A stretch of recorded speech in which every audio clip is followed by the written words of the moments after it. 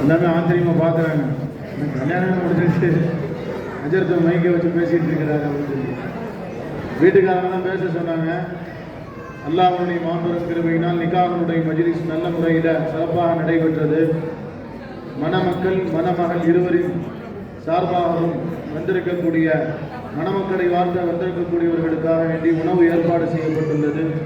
அனைவர்களும் உணவருந்தி விட்டு மணமக்களுடைய ஹக்கிலே அவர்களை வாழ்த்தி துஆ செய்து வீட்டார்களின் சார்பாக கேட்டுக்கொள்ளப்படுகிறது. அஸ்ஸலாமு அலைக்கும் வரஹ்மத்துல்லாஹி தஆலா பரகாத்துஹு. பத்தியா சேரிட்டிக்கு கரெக்டாக அறிவிப்பு வந்துருச்சு. ஏன் கொத்தப்போ